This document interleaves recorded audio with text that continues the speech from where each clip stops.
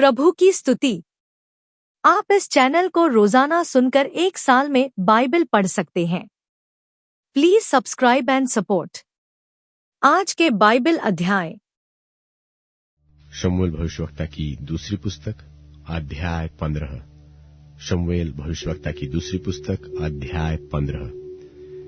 इसके बाद अबशालोम ने रथ और घोड़े और अपने आगे आगे दौड़ने वाले 50 मनुष्य रख लिए, और अबशालोम सवेरे उठकर फाटक के मार्ग के पास खड़ा हुआ करता था। और जब जब कोई मुद्दई राजा के पास न्याय के लिए आता, तब अबशालोम उसको पुकार के पूछता था कि तू किस नगर से आता है, और वह कहता था कि तेरा दास इस्राएल के फलाने गोत्र का है। तब अबशालोम उससे कहता था कि सुन, तेरा पक्ष तो ठीक और न्याय का है, परंतु राजा की ओर से तेरी सुनने वाला कोई नहीं है। फिर अबशालोम यह भी कहता था कि भला होता कि मैं इस देश में न्यायी ठहराया जाता, कि जितने मुकदमे वाले होते वे सब मेरे ही पास आते और मैं उनका न्याय चुकाता। फिर जब कोई उसे दंडवत करने को निकट आता, तब वह हाथ बढ़ाकर उसको पकड़ के चूम लेता था।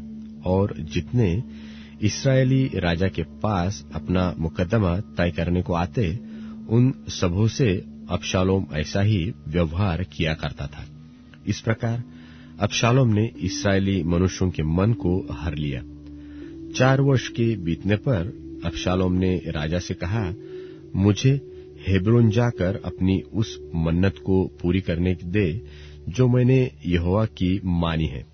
तेरा दास तो जब आराम के गशूर में रहता था, तब यह कहकर यहोवा की मन्नत मानी कि यदि यहोवा मुझे सचमुच यरूशलेम को लौटा ले जाए, तो मैं यहोवा की उपासना करूंगा। राजा ने उससे कहा, कुशल क्षेम से जा, और वह चलकर हेब्रोन को गया। तब अबशालोम ने इस्राएल के समस्त गोत्रों में यह कहने के लिए भेदिए भेजे कि जब नरसिंगे का शब्द तुमको सुन पड़े, तब कहना कि अबशालोम हेब्रोन में राजा हुआ। और अबशालोम के संग 200 नेवताहारी यरूशलेम से गए। वे सीधे मन से उसका भेद बिना जाने गए। फिर जब अबशालोम का यज्ञ हुआ, तब उसने गिलोतवासी अहीतोपेल को, जो दाऊद का मंत्री था, बुलवा भेजा कि वह अपने नगर गीलो से आए। और राजद्रोह की गोष्ठी ने बल पकड़ा, क्योंकि अबशालोम के पक्ष के लोग बराबर बढ़ते गए। तब किसी ने दाऊद के पास जाकर यह समाचार दिया कि इस्राएली मनुष्यों के मन अबशालोम की ओर हो गए हैं। तब दाऊद ने अपने सब कर्मचारियों से, जो यरूशलेम में उसके संग थे, कहा, आओ हम भाग चले, नहीं तो हम में से कोई भी अबशालोम से न बचेगा। इसलिए फुर्ती करते चले चलो, ऐसा न हो कि वह फुर्ती करके हमें आ घेरे और हमारी हानि करे और इस नगर को तलवार से मार ले। राजा के कर्मचारियों ने उससे कहा, जैसा हमारे प्रभु राजा को अच्छा जान पड़े, वैसा ही करने के लिए तेरे दास तैयार है। तब राजा निकल गया और उसके पीछे उसका समस्त घराना निकला। और राजा 10 रखेलियों को भवन की चौकसी करने के लिए छोड़ गया। और राजा निकल गया और उसके पीछे सब लोग निकले, और वे बेत मेहरक में ठहर गया। और उसके सब कर्मचारी उसके पास से होकर आगे गए, और सब करेती और सब पलेती और सब गति, अर्थात जो 600 पुरुष गत से उसके पीछे हो लिए थे, वे सब राजा के सामने से होकर आगे चले। तब राजा ने गति इत्ते से पूछा, हमारे संग तू क्यों चलता है? लौटकर राजा के पास रह, क्योंकि तू परदेशी और अपने देश से दूर है, इसलिए अपने स्थान को लौट जा। तू तो कल ही आया है, क्या मैं आज तुझे अपने साथ मारा फिराऊं? मैं तो जहां जा सकूंगा वहां जाऊंगा, तू लौट जा और अपने भाइयों को भी लौटा दे। परमेश्वर की करुणा और सच्चाई तेरे संग रहे। इत्तै ने राजा को उत्तर देकर कहा, यहोवा के जीवन की शपथ और मेरे प्रभु राजा के जीवन की शपथ, जिस किसी स्थान में मेरा प्रभु राजा रहेगा, चाहे मरने के लिए हो चाहे जीवित रहने के लिए, उसी स्थान में तेरा दास भी रहेगा। तब दाऊद ने इत्तै से कहा, पार चल। सो गति इत्तै अपने समस्त जनों और अपने साथ के सब बाल बच्चों समेत पार हो गया। सब रहने वाले चिल्ला चिल्लाकर रोए और सब लोग पार हुए, और राजा भी किद्रोन नाम नाले के पार हुआ, और सब लोग नाले के पार जंगल के मार्ग की ओर पार होकर चल पड़े। तब क्या देखने में आया कि सादोक भी और उसके संग सब लेवीय परमेश्वर की वाचा का संदूक उठाए हुए हैं, और उन्होंने परमेश्वर के संदूक को धर दिया। तब एब्यातार चढ़ा, और जब तक सब लोग नगर से न निकले तब तक वही रहा। तब राजा ने सादोक से कहा, परमेश्वर के संदूक को नगर में लौटा ले जा।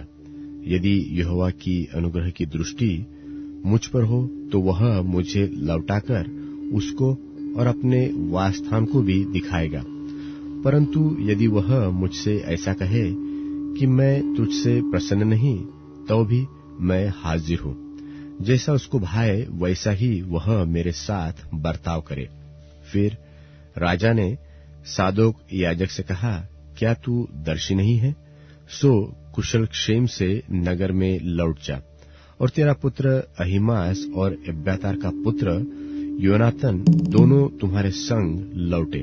सुनो, मैं जंगल के घाट के पास तब तक ठहरा रहूंगा जब तक तुम लोगों से मुझे हाल का समाचार न मिले।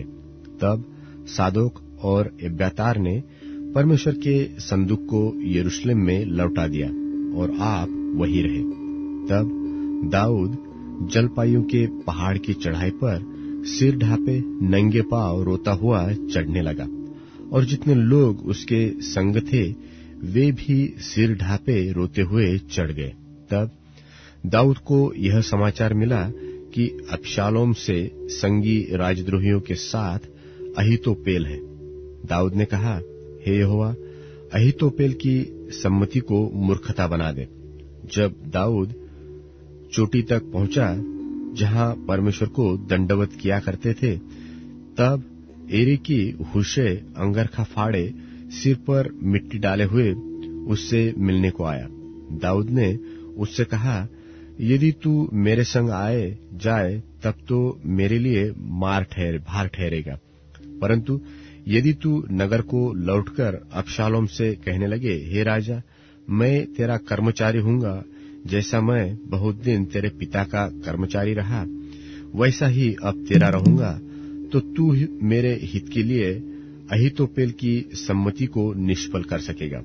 और क्या वहां तेरे संग सादोक और एब्यातार याजक न रहेंगे? इसलिए राजभवन से जो हाल तुझे सुन पड़े उसे सादोक और एब्यातार याजकों को बताया करना। उनके साथ तो उनके दो पुत्र अर्थात सादोक का पुत्र अहीमास और एब्यातार का पुत्र योनातान वहां रहेंगे। तो जो समाचार तुम लोगों को मिले उसे मेरे पास उन्हीं के हाथ भेजा करना। और दाऊद का मित्र हुशै नगर को गया, और अबशालोम भी यरूशलेम में पहुंच गया। शमूएल भविष्यवक्ता की दूसरी पुस्तक अध्याय 16। शमूएल भविष्यवक्ता की दूसरी पुस्तक अध्याय 16। दाऊद चोटी पर से थोड़ी दूर बढ़ गया था कि मफीबोशेत का कर्मचारी सीबा एक जोड़ी जिन बांधे हुए गड्ढों पर 200 रोटी, किशमिश की 100 टिकिया, धूपकाल के फल की 100 टिकिया और कुप्पी भर दाखमधु लादे हुए उससे आ मिला। राजा ने सीबा से पूछा, इनसे तेरा क्या प्रयोजन है? सीबा ने कहा, गड्ढे तो राजा के घराने की सवारी के लिए है, और रोटी और धूपकाल के फल जवानों के खाने के लिए है, और दाखमधु इसलिए है कि जो कोई जंगल में थक जाए वह उसे पिए। राजा ने पूछा, फिर तेरे स्वामी का बेटा कहाँ है? सीबा ने राजा से कहा, वह तो यह कहकर यरूशलेम में रह गया कि अब इस्राएल का घराना मुझे मेरे पिता का राज्य फेर देगा। राजा ने सीबा से कहा, जो कुछ मफीबोशेत का था वह सब तुझे मिल गया।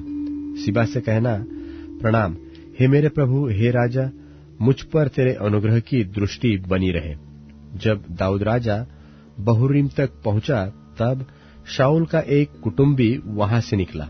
वह गेरा का पुत्र शिमी नाम का था, और वह कोसता हुआ चला आया और दाऊद पर और दाऊद राजा के सब कर्मचारियों पर पत्थर फेंकने लगा, और शूरवीरों समेत सब लोग उसकी दहिनी बाई ओर थे।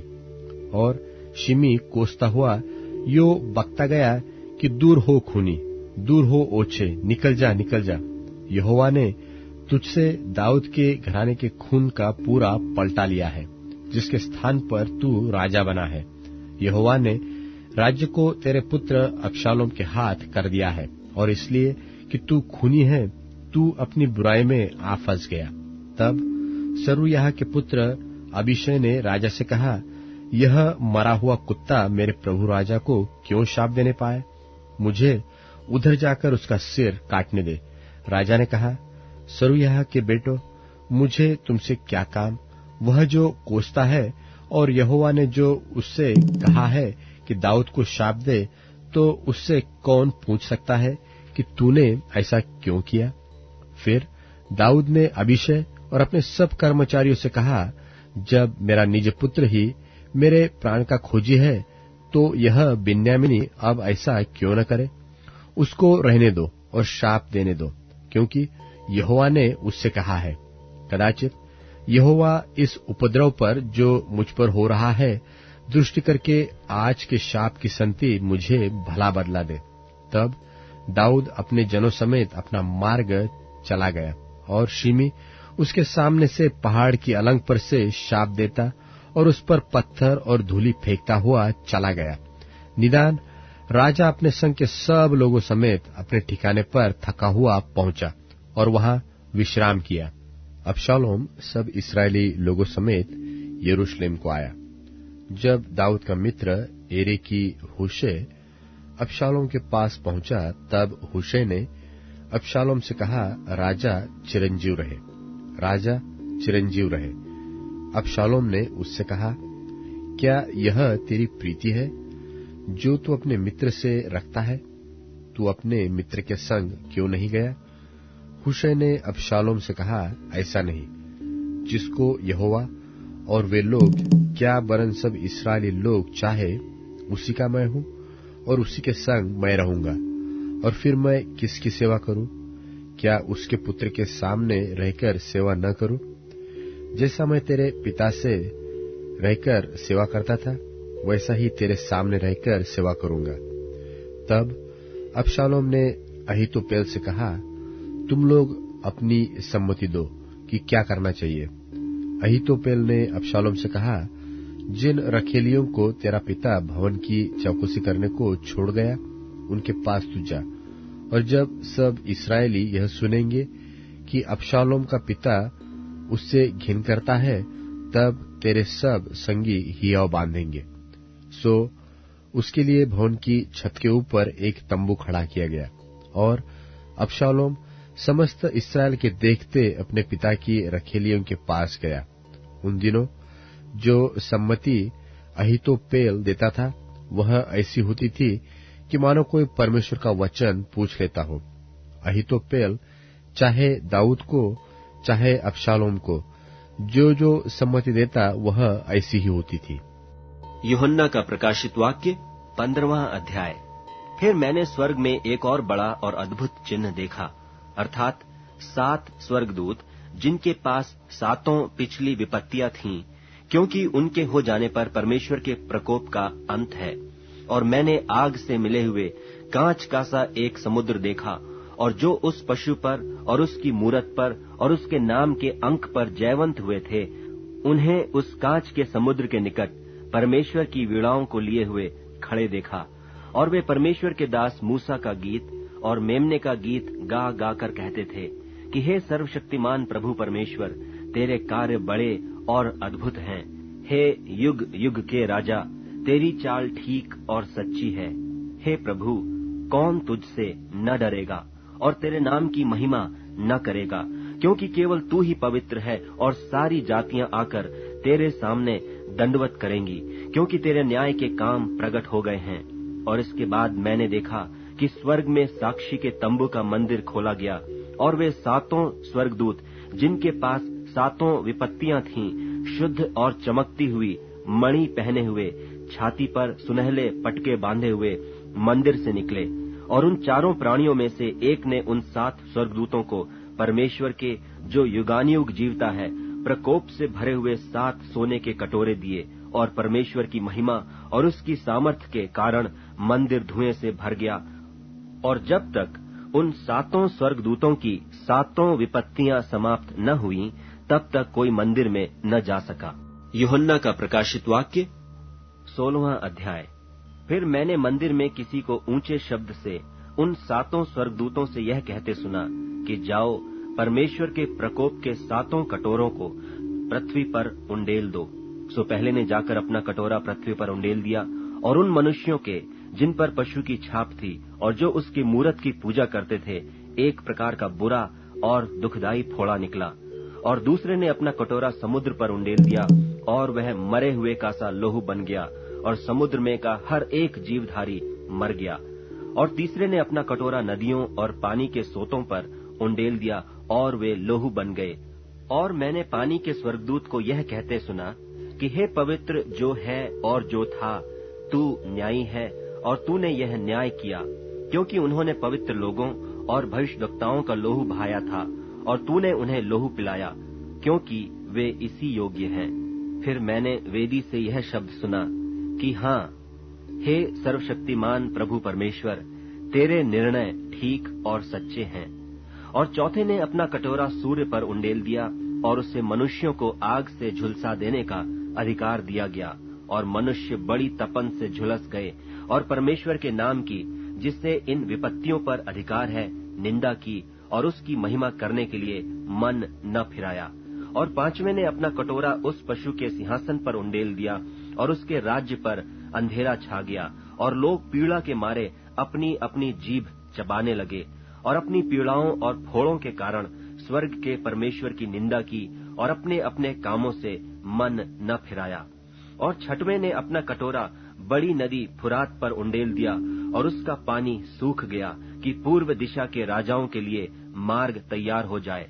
और मैंने उस अजगर के मुंह से, और उस पशु के मुंह से, और उस झूठे भविष्यद्वक्ता के मुंह से 3 अशुद्ध आत्माओं को मेंढकों के रूप में निकलते देखा। ये चिन्ह दिखाने वाली दुष्टात्मा हैं, जो सारे संसार के राजाओं के पास निकलकर इसलिए जाती हैं कि उन्हें सर्वशक्तिमान परमेश्वर के उस बड़े दिन की लड़ाई के लिए इकट्ठा करें। देख, मैं चोर की नाई आता हूँ। धन्य वह है जो जागता रहता है और अपने वस्त्र की चौकसी करता है कि नंगा न फिरे, और लोग उसका नंगापन न देखें। और उन्होंने उनको उस जगह इकट्ठा किया जो इब्रानी में हरमगिदोन कहलाता है। और 7वें ने अपना कटोरा हवा पर उंडेल दिया, और मंदिर के सिंहासन से यह बड़ा शब्द हुआ कि हो चुका। फिर बिजलियां और शब्द और गर्जन हुए, और एक ऐसा बड़ा भूइंडोल हुआ कि जब से मनुष्य की उत्पत्ति पृथ्वी पर हुई, तब से ऐसा बड़ा भूइंडोल कभी न हुआ था। और उस बड़े नगर के 3 टुकड़े हो गए, और जाति जाति के नगर गिर पड़े। और बड़ा बाबुल का स्मरण परमेश्वर के यहाँ हुआ कि वह अपने क्रोध की जलजलाहट की मदिरा उसे पिलाए, और हर एक टापू अपनी जगह से टल गया, और पहाड़ों का पता न लगा। और आकाश से मनुष्यों पर मन मन भर के बड़े ओले गिरे। और इसलिए कि यह विपत्ति बहुत ही भारी थी, लोगों ने ओलों की विपत्ति के कारण परमेश्वर की निंदा की। भजन संहिता अध्याय 141। भजन संहिता अध्याय 141। हे यहोवा, मैंने तुझे पुकारा है, मेरे लिए फुर्ती कर। जब मैं तुझको पुकारूं, तब मेरी ओर कान लगा। मेरी प्रार्थना तेरे सामने सुगंध धूप, और मेरा हाथ फैलाना संध्याकाल का अन्न बलि ठहरे। हे यहोवा, मेरे मुख पर पहरा बैठा, मेरे होठों के द्वार की रखवाली कर। मेरा मन किसी बुरी बात की ओर फिरने न दे।